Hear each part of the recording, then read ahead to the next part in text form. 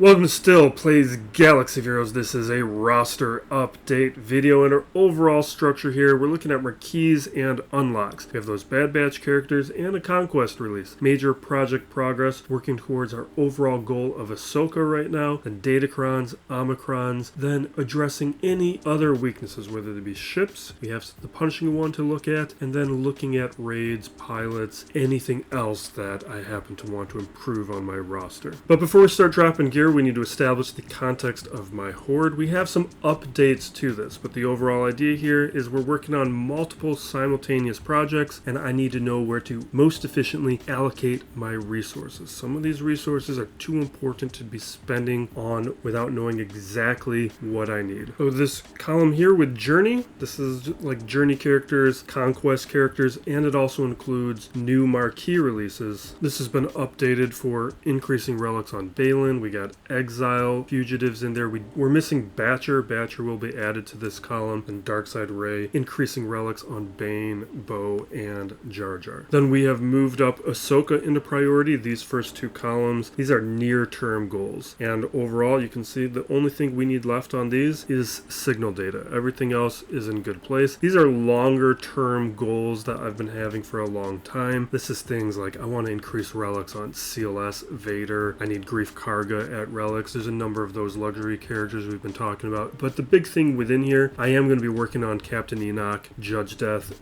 Night Trooper. I want to hit that final tier of that event sooner than later. That is going to be something that I'll be working on pretty soon. The sooner the better for those types of projects. And then long term, it's time for GLAT. Once we're done with Ahsoka, we've got nothing else to work on until CG adds new projects. So in the meantime, we have Rey. And the majority of what you see in deficit is related to what I need for her. So we can get ahead on a number of these things while we are farming signal data. But our most recent release, and I put this off last week, we could have done this a week ago, but I wanted to just have more for this week, and there's no reason to do this because from Omega's kit, Fugitive's kit, it's pretty clear that she needs to be at relics. So I don't think there's going to be a lot of testing and viability for this squad until we are testing relic levels, but also we need the full squad. So this is not a squad you're going to see me be doing low gear, low star testing that we usually try to do. We'll drop on all these Omegas, not that one, and definitely this Zeta. But at a minimum, I do this for Conquest, because expect the next set of Conquest, we're going to be having a lot of mercenary and probably Bad Batch related feats. Also Spectre feats. So this type of stuff is going to ensure you get better crates earlier. You can do all these red crates with 3-star characters if you go to Gear 11. But our biggest release, we have Rey. New Conquest character, and we just got SLK like a month ago to be able to take advantage. I am going to be taking her up to Relic 5 immediately. With these types of characters where you're adding a character into a Relic squad, I used to like to do some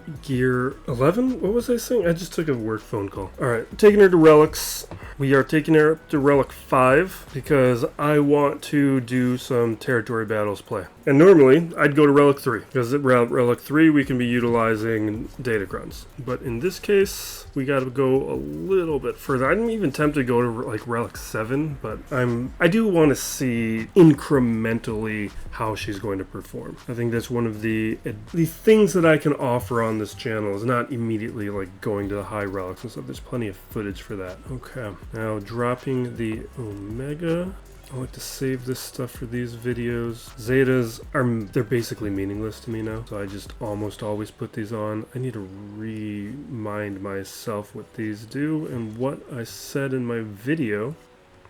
I might even check my notes, because we're only going to put one on this week. And in her case, I think in our natures to clear number 1 Ami, but I think she's probably a 3 Ami character, and I try to only do 2 on Conquest characters if possible, but CG's making that harder and harder. But what this one gives us is First Order allies can't be defeated while an enemy is less than full health.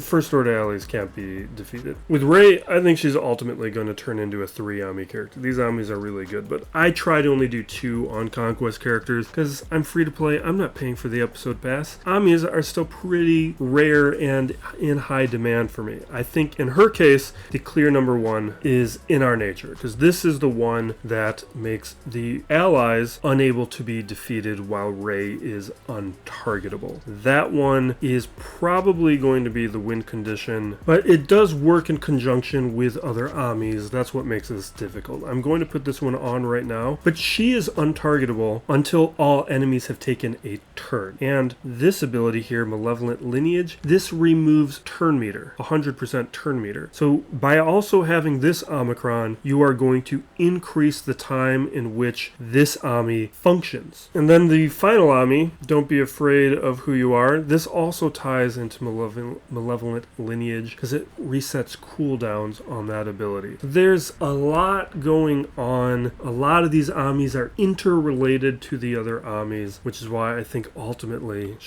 any character is going to be best with 3 Amis, but she's one where I think it's more important than some of the others. Now, shifting our focus over to some of the big projects, we have farms that we're advancing. Padawan Sabine, taking her up to 6 stars, or 5 stars? 5 stars. And then we have Hu Yang. This is only going to go up to 4 stars. This is a more recently available character, but we're close to 5 stars with him. And technically I could push some of the relics here, and we're holding off. What we can do instead is we're done with the punishing one. I've actually been done with the punishing one for like 2 weeks. But I wanted to save it for a video and give myself more to do in this particular video. I don't think anything else really needed right now. I'm fine with Relic 5 on Dengar, just because that CRON's about to expire. I know there's been some talk about taking him up to higher relics. Maybe if you're competing at different levels, but within where I am in Kyber 2, not a priority to me right now. My roster will benefit far more from finally adding Relic 8 to Bane than adding additional relics to Dengar. I'm going to show you the datacrons I collected during this last conquest. I have everything that I want in terms of the level 9 crons. I am going to try and push for more light side and level 6 rebel crons. And what I was able to collect is on this top row, everything but Captain Han. I re-rolled it. It wasn't something that is going to help or I care about. I have everything in this second column. We have both Piet and Death Trooper. I have Ahsoka and Padawan Sabine. And then I